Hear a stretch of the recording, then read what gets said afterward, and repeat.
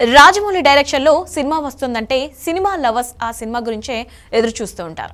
ఆ సినిమాకి సంబంధించిన ఎలాంటి అప్డేట్ వచ్చినా ఎంతో హ్యాపీగా ఫీల్ అవుతారు. త్రిబుల్ సినిమా రిలీజ్ అయ్యి 2 సంవత్సరాలు పూర్తవుతున్నా ఆ సినిమా ఫీవర్ ఇంకా తగ్గలేదు.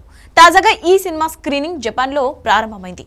దీనికి రాజమౌళి దంపతులు హాజరై అక్కడ ప్రేక్షకుల్ని ఉత్సాహపరిచారు. ఈ సందర్భంగా వారిని కలుసుకొని పలు విషయాల గురించి వారితో ముచ్చటించారు. ఒక థియేటర్లో స్క్రీనింగ్ సందర్భంగా జపాన్ ప్రేక్షకులను ఉద్దేశించి రాజమౌళి మాట్లాడుతున్న నా నెక్స్ట్ మూవీ మొదలైంది.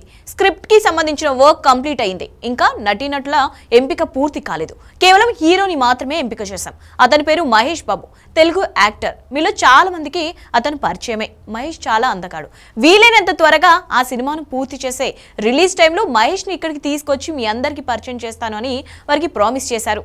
రాజమౌళి జపాన్ ప్రేక్షకులకు చేసిన ఈ ప్రామిస్ గురించి తెలుసుకున్న మహేష్ ఫ్యాన్స్ చాలా హ్యాపీగా ఫీల్ అవ్వడమే కాదు, ఎమోషనల్ అవుతున్నారు. తమ అభిమాన హీరోని జపాన్ తీసుకెళ్లి వారికి పరిచయం చేస్తానని చెప్పడం వారికి ఎంతో సంతోషాన్ని కలిగిస్తోందని ఇప్పుడు ఈ న్యూస్ బాగా వైరల్ అవుతోంది.